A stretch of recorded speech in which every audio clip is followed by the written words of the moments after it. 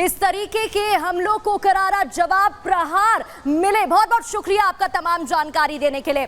और अब आगे बढ़ते हुए इसी कड़ी में आपको बता देते हैं कि किस तरीके से एशिया की सबसे हाईटेक जेल कही जाने वाली तिहाड़ जेल में किस तरीके से हमला हुआ है और चाकूबाजी की घटना को अंजाम दिया गया है।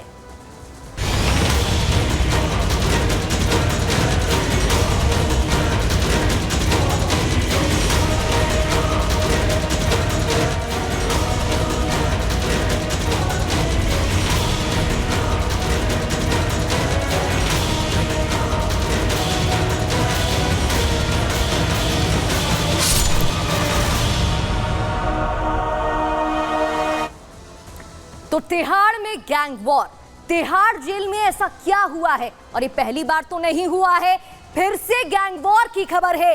दिल्ली की तिहाड़ जेल में फिर गैंग वॉर हुआ है। तिहाड़ जेल नंबर 8 और 9 में खूनी झड़प हुई है। झड़प के दौरान 2 कैदी घायल हो जाते हैं। घायलों को अस्पताल लेकर जाया जाता है। घायल कैदियों के नाम लवली और लवीश बताए जा रहे हैं। एक कैदी की हालत अभी भी गंभीर बनी हुई है। लोकेश नाम के एक शख्स पर हमले का आरोप है। किसी ने हमला करवाया है लवीश पर और लवली पर, जिसकी वजह से वो घायल हो जाते हैं और उन्हें अस्पताल में भर्ती कराया गया है। लेकिन समझने की बात यहाँ पर है कि जेल में गैंग वॉर क्यों हुआ है, आखिर इसकी वजह क्या थी? तिहाड़ जेल में लोकेश ने हमला किया, ये आरोप है। लवली लवीश की हत्या की कोशिश की गई, लेकिन क्यों? दरअसल भाई की मौत का बदला लेना चाहता था हमलावर और इस वजह से उसने हमला किया। लोकेश के भाई की हाल ही में हत्या हो गई थी। लवली और लवीश पर हत्या का आरोप था। अब सोचिए कितनी बड़ी प्लानिंग उसने की। वो यहाँ पहुंचता है और उसके बाद इसे अंजाम देता है, इस वारदात को, हत्या की वारदात को। और इसी मामले में दोनों तिहाड़ जेल में बंद हैं। लोकेश ने बदला लेने का एक प्लान तैयार किया प्री प्लॉटिंग के साथ, और लोकेश के साथ हिमांश और अभिषेक उसके 2 साथी भी बताए जा रहे हैं जिन्होंने इस हत्या की वारदात को अंजाम दिया है। फोन रूम में लवली और लवीश पर हमला किया गया, वही फोन रूम जहां पर इजाजत दी जाती है बातचीत करने की अपने परिजनों से। इन कैदियों को थोड़ी देर का समय मिलता है और इसी जगह पर इस कोशिश को अंजाम दिया गया, हत्या की वारदात को अंजाम दिया गया। हमारे साथ साहिल बने हुए हैं, उनसे ज्यादा अपडेट ले लेते हैं। साहिल, पहला मामला नहीं है, तिहाड़ के लिए कहा जाता है एशिया की सबसे हाईटेक जेल है, और उसके बाद जब ऐसा मामला सामने आता है तो सुरक्षा पर सवाल खड़े होते हैं।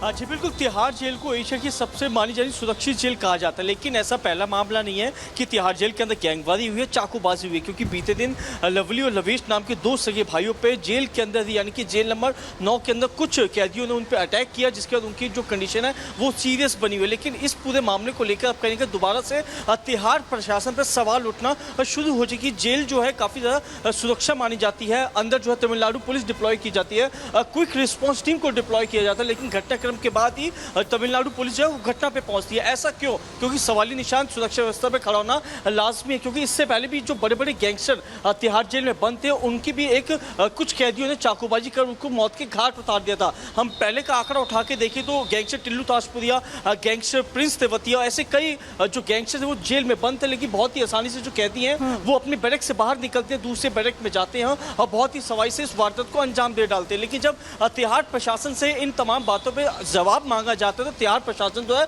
इन तमाम मीडिया के सवालों से बचते नजर आते हैं और टाल मटोल करते नजर आते हैं। क्योंकि हमारे अभी डीजी सोर्स से बातचीत हुई तो उनका कहना है कि हम मंडोली जेल, साहिल, जब इतनी बड़ी जेल है, अंडरग्राउंड जेल इसे कहा जाता है, सुरक्षा के तमाम इंतजामात होते हैं, तमिलनाडु से यहाँ पर पुलिसकर्मी तैनात किए जाते हैं और फिर इस तरीके से मामला आता है, सवाल उठते हैं। बहुत बहुत शुक्रिया आपका। अब आपको बता देते हैं कि क्यों सुरक्षा पर सवाल खड़े हो रहे हैं, आखिर ऐसा क्या है जिस वजह से ये कहा जा रहा है कि इतनी बड़ी चूक हुई है। दरअसल तिहाड़ की सुरक्षा पर सवाल इसलिए उठ रहे हैं क्योंकि तिहाड़ एशिया की सबसे सुरक्षित जेल मानी जाती है। तिहाड़ जेल का क्षेत्रफल अगर आप देखेंगे तो 400 एकड़ है। तिहाड़ जेल के अंदर 9 केंद्रीय जेल है और ये मामला 8 और 9 का बताया जा रहा है, फोन रूम का। तिहाड़ में करीब 8000 सीसीटीवी कैमरा लगे हुए हैं। सुरक्षा की दृष्टि से तमिलनाडु स्पेशल पुलिस की तैनाती रहती है क्योंकि उनकी लैंग्वेज बदली होती है तो इजिली कम्युनिकेट ना कर पाए कैदी। 10,000 कैदियों की रखने की क्षमता होती है और तिहाड़ जेल की दीवारें काफी मोटी होती हैं कि उसे आसानी से पार ना कर पाए कैदी। तिहाड़ जेल से भागना लगभग असंभव माना जाता है। कहा जाता है कि यहां से भागना मुमकिन नहीं है। उसके बाद भी इस तरीके का मामला, चाकूबाजी गैंगवॉर की घटना सामने आई है, जो कि पहली घटना नहीं है। इससे पहले भी मामला ऐसे सामने आ चुका है। वहीं मौके से हमारे सहयोगी साहिल की ये रिपोर्ट देखिए। 19,800 के आसपास कैदी जो है इन तीनों जेलों में बंद है। 2,500 के आसपास जो है वार्डर और हेड वार्डर हैं, जो कि कैदियों की सुरक्षा के लिए 24 घंटे जेल में मौजूद रहते हैं।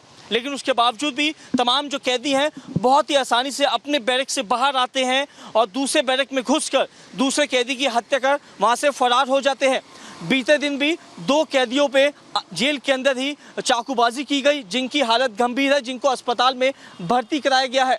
तो साफ तौर पे सवालिया निशान जो है तिहाड़ जेल की सुरक्षा व्यवस्था पे खड़ा होना लाजमी है कि आखिरकार इतनी टाइट सुरक्षा और तमिलनाडु पुलिस जेल में मौजूद रहती है, QRT मौजूद रहती है, उसके बावजूद भी कैदी बहुत ही आसानी से दूसरी कैदी की जाकर हत्या कर डालते हैं। ये रिपोर्ट आपने देखी और अब आगे बढ़ते हुए आपको बीजेपी प्रवक्ता आरपी सिंह की एक प्रतिक्रिया सुना देते हैं। पूरे मामले पर उनका क्या कुछ कहना है, सुनिए। दिल्ली तिहाड़ जेल के अंदर गैंगवार हुई है, वहां पर चाकूबाजी हुई है और दिल्ली तिहाड़ जेल की जिम्मेवारी पूरी की पूरी दिल्ली सरकार की है, उनके मंत्री सौरभ भारद्वाज की है। मैं अपेक्षा करता हूं कि वह इसकी तुरंत जांच कराएंगे और जो भी जेल अधिकारी इसमें इन्वॉल्व है, जिनकी गलती के कारण से या जिनकी अनगहली के कारण से यह गैंगवार हुई है, उनके खिलाफ सख्त से सख्त कार्रवाई कर उनको निष्कासित करेंगे और अपेक्षा करते हैं कि ऐसी हरकत दोबारा ना हो सके, कि इसकी पूर्णतः जिम्मेवारी दिल्ली सरकार की है, सौरभ भारद्वाज की है, जो कि दिल्ली के जेल मंत्री हैं। और चलिए आगे बढ़ते हुए अब आपको तिहाड़ जेल का खूनी इतिहास बता देते हैं, क्योंकि मामला पहला नहीं है। सबसे पहले आपको लिए चलते हैं 3 मई 2024 में, जहां दीपक नाम के सेवादार कैदी की हत्या की जाती है कुछ इसी अंदाज में। फिर 2 मई की वो तारीख जब गैंगस्टर, काफी बड़ा गैंगस्टर था टिल्लू ताजपुरिया, उसकी निर्मम हत्या होती है और वो सीसीटीवी फुटेज भी आपको याद होगा। फिर 14 अप्रैल 2023 गैंगस्टर प्रिंस की हत्या की जाती है और फिर 4 मई 2022 की बात करें तो असिस्टेंट सुपरिटेंडेंट अविश तोमर पर चाकू से हमला बोला जाता है यहीं पर। इतना ही नहीं, 10 जून 2022 की बात करें तो खूनी झड़प में 15 कैदी घायल हो जाते हैं। यहाँ फिर से खूनी झड़प होती है और उसके बाद 15 कैदी घायल हो जाते हैं। 9 जुलाई 2022 जब इमरान नाम का कैदी, जिस पर चाकू से हमला बोला जाता है, देखिए एक तरफ जहां सुरक्षा की इतनी बड़ी बड़ी बातें हो रही हैं, इतना बड़ा ये जेल माना जाता है, उसके बाद ये हमले, पहला हमला नहीं है, कई बार हमले सामने आ चुके हैं। 15 दिसंबर 2022 की अगर मैं बात करूं तो टिंकू नाम के कैदी की संदिग्ध मौत हो जाती है कुछ इसी तरह से। 4 अगस्त 2021 की अगर हम बात करें तो अंकित गुज्जर नाम के कैदी की हत्या की जाती है।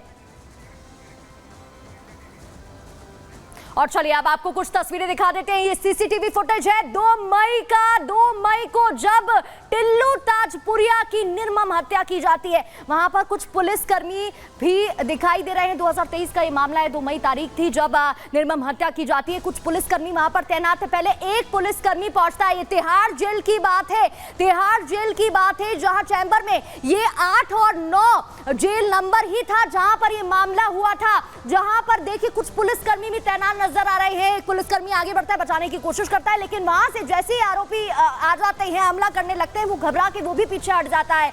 ये वो अप्रिय तस्वीरें, खौफनाक मंजर है जो उस वक्त सामने आया था। और टिल्लू ताजपुरिया की बात करें तो ये काफी बड़ा गैंगस्टर माना जाता है। अब आपको एक और तस्वीर दिखा देते हैं। ये भी तस्वीर इसी मामले से जुड़ी हुई है, जहां पहले ये हमला बोलते हैं और उसके बाद जब पुलिसकर्मी टिल्लू को बाहर ले जाते दिखाई दे रहे हैं तो वहां पर भी आरोपी पहुंच जाते हैं और वहां पर भी किसी हथियार से हमला करने लगते हैं और हमला करते हुए उसे घायल कर देते हैं। और ये भी बताया गया था कि करीब 100 बार हमला किया गया, एक बार नहीं 100 बार हमला किया गया।